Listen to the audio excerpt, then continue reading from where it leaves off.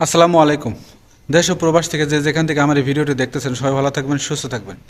অনেক মানুষ কমেন্ট করতেছে, কারণ যে ভাই মালয়েশিয়া অন্য অন্য সেক্টরে কবে কলিং ভিসা খুলবে যদি একটু জানাইতেন। কারণ আপনারা জানেন যে নতুন কলিং ভিসা কিন্তু অলরেডি খোলা আছে মালয়েশিয়াতে, সেটা হচ্ছে পাম বাগানের জন্য। এবং সেই পাম বাগানের কলিং ভিসাও কিন্তু অনেক ধীর গতি চলতেছে, ঠিক আছে। যেখানে 60,000 কর্মী নেবে সেখানে 1,000 উপরে তারা অ্যাপ্রুভাল কেবল পাইছে। তো এরা 60,000 কেন, এরা 20,000 কর্মী বাংলাদেশ থেকে আমার মনে হয় না যে এরা পাঠাতে পারবে, ঠিক আছে।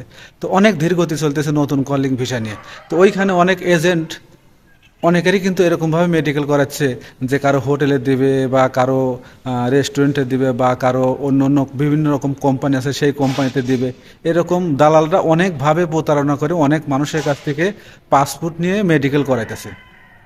তো এই বিষয়টা আপনারা সাবধান নেবেন, কারণ বর্তমানে খোলা আছে শুধু প্ল্যান্টেশন খাতে কলিং ভিসা। যারা এরকম মেডিকেল করাইতেছে বা আপনারা করতেছেন, আপনারা কিন্তু বড় ধরনের একটা ধরা খাচ্ছেন। কারণ মালয়েশিয়াতে খুব শীঘ্রই কলিং ভিসা খুলতেছেন, এই বিষয়ে আপনার সাথে পরে আলাপ করতেছি। তো নতুন কলিং ভিসার বর্তমান পরিস্থিতি কিন্তু এরকম চলতেছে। আবার 18,000 কর্মী দেখেন, ওরাও কিন্তু আসতে পারে না, ওরাও কিন্তু মানববন্ধন করতেছে বা বিভিন্নভাবে আসার চেষ্টা করতেছে, সেটারও কোনো কিন্তু এখনো সুরাহা হচ্ছে না, শুধু আশ্বাস দিয়ে যাচ্ছে, ঠিক আছে। তো যে প্রশ্নটা আর কি আপনাদের সাথে শেয়ার করতেছি সেটা হলো যে আসলে নতুন কলিং ভিসা কবে থেকে খুলবে। তো আমি একটা কথা বলি ভাইরে, নতুন কলিং ভিসা খুললে আপনি আমি সবাই জানবো, ঠিক আছে। তবে হ্যাঁ, 2025 সালের আমার মনে হয় শুরুর দিকে কখনোই কলিং ভিসা খুলবে না, কারণ দেশে যাওয়ার লোকের সুযোগ এই মাসই শেষ। আবার নতুন কলিং ভিসার মেয়াদ কিন্তু জানুয়ারির 31 তারিখ পর্যন্ত। এর মধ্যে মালয়েশিয়াতে ঢুকতে হবে যারা মানে প্ল্যান্টেশন খাতে আসবে। তো এইগুলো শেষ হওয়ার পরে যদি আসলে মালয়েশিয়াতে কর্মীর চাহিদা থাকে, সেক্ষেত্রে হয়তো বা নতুন কলিং বিষয় অন্য অন্য সেক্টরে খুলতে পারে। তবে 25 সালের প্রথম দিকে না, হয়তো বা শেষের দিকে নতুন কলিং বিষয় খুলবে, এমন একটা আইডিয়া। এটা কিন্তু আমি আইডিয়া, এটা কোনো তথ্য বা কোনো গোপন সূত্র এরকম ভিডিও আমি বানাচ্ছি না, ঠিক আছে। আমার যেটা আইডিয়া মনে হচ্ছে সেটাই আমি আপনাদেরকে বলতেছি।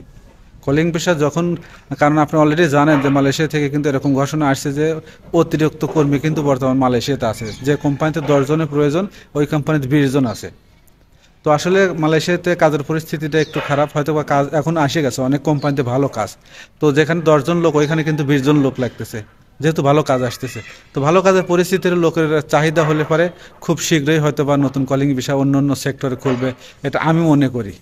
তবে আজকের এই ভিডিওটা আমি কোনো তথ্যমূলক বা মানে কোনো তথ্যের আন্ডার আপনাকে বলতেছি না, এটা আমার আইডিয়ার উপরে আপনাদের সাথে একটু শেয়ার করতেছি। কারণ অনেক ভাই কমেন্ট করেন যে ভাই নতুন কলিং বিষয় কবে খুলবে অন্য অন্য সেক্টরে।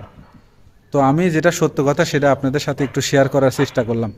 আরও যদি কোনো কিছু জানার থাকে অবশ্যই আপনারা কমেন্ট করবেন, আমি চেষ্টা করব মালয়েশিয়া থেকে সঠিক তথ্যগুলো আপনাদেরকে দেওয়ার জন্য। ভালো থাকবেন সবাই, আল্লাহ হাফেজ।